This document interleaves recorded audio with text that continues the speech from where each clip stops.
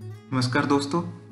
देखिए, अभी तक हमने इस एस्पेक्ट के ऊपर बहुत सारा डिस्कशन कर लिया कि फाइनेंशियल ईयर 2021 से टैक्स पेयर्स के पास एक अल्टरनेटिव टैक्स रिजीम है, यानी कि आप बहुत सारी एग्जम्पशंस और डिडक्शंस को फोरगो करके लोअर रेट्स के ऊपर टैक्स भी पे कर सकते हैं। अभी तक इसके ऊपर हम ऑलरेडी 3 वीडियोस कर चुके हैं, जिसमें फर्स्ट वीडियो में हमने डिस्कस किया था कि what was rational behind the new scheme, कि न्यू स्कीम आया क्यों।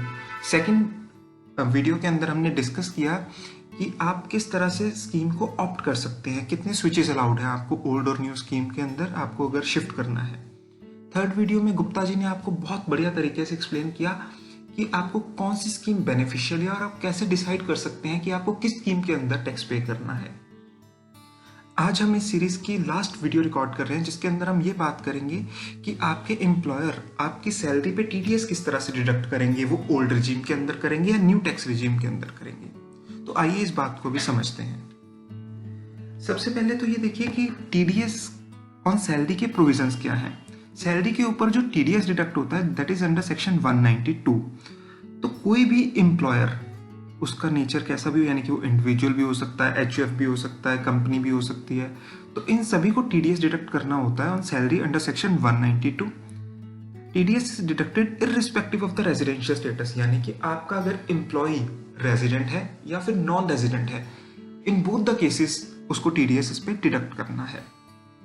टीडीएस तब डिडक्ट होता है सैलरी इनकम के ऊपर जब आपकी सैलरी मैक्सिमम एग्जम्पशन लिमिट से एक्सीड करती है, जब आपकी taxable salary maximum exemption limit से एक्सीड करती है। और इसमें लास्ट पॉइंट बहुत इंपॉर्टेंट है कि TDS on salary is deducted at the time of payment of salary. अगर आपने बाकी सेक्शंस के प्रोविजंस देखे हो तो जनरली वहां पे लिखा होता है कि TDS has to be deducted at the time of credit और payment, whichever is earlier. अब ये सिचुएशन इसलिए भी बहुत इंपॉर्टेंट हो जाती है कि आप कोरोना पेंडेमिक के अंदर सिचुएशन देखें कि बहुत सारी कंपनीज एम्प्लॉयज को ले ऑफ कर रही हैं या सैलरी कट कर रही हैं, सैलरी डिले कर रही हैं। अब सैलरी डिले हो रही है तो टीडीएस का जो प्रोविजन है वो कहता है कि टीडीएस सैलरी पर डिडक्ट होना है जब आपकी सैलरी पे हो रही है, बट एम्प्लॉय के हाथ में सैलरी की टैक्सेबिलिटी तब अराइज होती है जब वो ड्यू होती है। तो यहाँ पे कॉन्ट्राडिक्शन है, यानी कि आपका टीडीएस डिडक्ट होगा eight the time of payment, लेकिन आपको टैक्स करना है इररिस्पेक्टिव ऑफ द फैक्ट कि आपको सैलरी मिली या नहीं मिली, यानी कि अगर आपको ड्यू भी होगी तब भी आपको उसके ऊपर टैक्स पे करना है। देखिए, सैलरी के ऊपर टीडीएस किस तरह से कंप्यूट किया जाता है। ईयर की बिगनिंग के ऊपर आपसे एक डिक्लेरेशन ले ली जाती है, जिसके अंदर आपको एम्प्लॉयर को बताना पड़ता है कि साहब मैंने यहाँ पे टैक्स सेविंग इन्वेस्टमेंट्स करी हैं। तो वो आपकी एक टैक्स लाइबिलिटी कंप्यूट करता है। उस टैक्स लाइबिलिटी को वो मंथली बेसिस पे over a period of time आपकी सैलरी में से डिडक्ट करता है। आपको उसके लिए पैन या आधार सबमिट करना पड़ता है। अगर आप वो नहीं देते तो TDS has to be deducted at the higher rate, that is 20%। अब चैलेंजिंग सिचुएशन इसलिए है क्योंकि ये फर्स्ट ईयर है जहां पे आपके पास ऑप्शन है कि आप अल्टरनेटिव टैक्स रिजीम के अंदर भी टैक्स पे कर सकते हैं और एग्जिस्टिंग जिस तरह से आप पे कर सकते थे पैसे भी कर सकते हैं। अब एम्प्लॉयर की लाइबिलिटी क्या है, यानी कि उसको टीडीएस किस तरह से डिडक्ट करना है। तो इसको क्लैरिफाई करने के लिए सीबीडीटी ने एक सर्कुलर इशू किया अप्रैल 13, 2020 को, जिसमें उन्होंने बताया कि जिन एम्प्लॉयज की इनकम पीजीबीपी से नहीं है और वो न्यू रिजीम को ऑप्ट करना चाहते हैं तो वो ये बात अपने एम्प्लॉयर को कन्वे कर सकते हैं, यानी कि आपको एम्प्लॉयर को एक इंटीमेशन देना होगा जिसमें आप बताएंगे कि मैं न्यू रिजीम के अंदर टैक्स पे कर रहा हूँ, यानी कि मैं उसको ऑप्ट करना चाहता हूँ। उसके बेसिस के ऊपर आपका एम्प्लॉयर आपकी टैक्स लाइबिलिटी कंप्यूट करेगा as per the provisions of new regime और उस तरह से आपका टीडीएस डिडक्ट होगा। अब अगर आप एम्प्लॉयर को कन्वे नहीं करते कि मैं टैक्स किस तरह से पे करना चाहता हूँ, यानी कि मैं न्यू रिजीम को ऑप्ट करना चाहता हूँ या ओल्ड टैक्स रिजीम को, तो बाय डिफॉल्ट वो आपकी जो टैक्स लाइबिलिटी है वो ओल्ड रिजीम के अंदर कंप्यूट करेगा और उस तरह से आपकी टैक्स लाइबिलिटी कंप्यूट करके उन्हीं प्रोविजंस, नॉर्मल प्रोविजंस के अकॉर्डिंग आपका टीडीएस डिडक्ट होगा।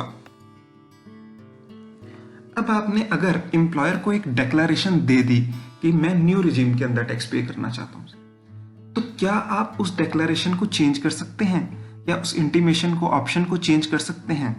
The answer is no. यानी कि आपने अगर ईयर बिगनिंग पे आपने अपने एम्प्लॉयर को डिक्लेरेशन दे दी कि मैं न्यू रिजीम के अंदर टैक्स पे करना चाहता हूं, तो ड्यूरिंग द ईयर आप उस ऑप्शन को चेंज नहीं कर सकते। बट ऐसा मैंडेटरी नहीं है कि आपको इनकम टैक्स रिटर्न फाइलिंग के टाइम पे उसी रिजीम के अंदर टैक्स पे करना है, तो आप आईटीआर फाइलिंग के टाइम पे उस ऑप्शन को चेंज कर सकते हैं। अब हो सकता है कि आपने एम्प्लॉयर को डिफरेंट ऑप्शन दिया हो, और जब आप आईटीआर फाइल कर रहे हो तो आप डिफरेंट रिजीम ऑप्ट कर रहे हो, तो इस वजह से टैक्स लाइबिलिटी के अंदर डिफरेंस अराइज हो सकता है। तो अगर आपकी टैक्स लाइबिलिटी एक्सेस बन रही है तो आपको टैक्स का पेमेंट करना पड़ेगा। अगर आपका टैक्स ऑलरेडी एक्सेस डिडक्ट हो चुका है तो आप आईटीआर फाइलिंग के टाइम पे उसका रिफंड क्लेम कर सकते हैं। सेकेंड वीडियो में हमने डिस्कस किया था कि इन्होंने टैक्स पेयर्स को दो कैटेगरी के अंदर डिवाइड किया हुआ है, यानी कि एक तो वो टैक्स पेयर्स जिनकी पीजीबीपी से इनकम है, एक वो क्लास जिनकी पीजीबीपी से इनकम नहीं है। तो जिनकी तो पीजीबीपी से इनकम है उन्होंने तो अगर एक बार ऑप्शन ऑप्ट कर लिया तो एवरी ईयर उनको उसी में ही रहना पड़ेगा। अब दूसरी क्लास ऑफ टैक्स पेयर्स को एवरी ईयर ये ऑप्शन दिया गया है कि they can opt and decide कि उनको कौन सा रिजीम के अंदर टैक्स पे करना है।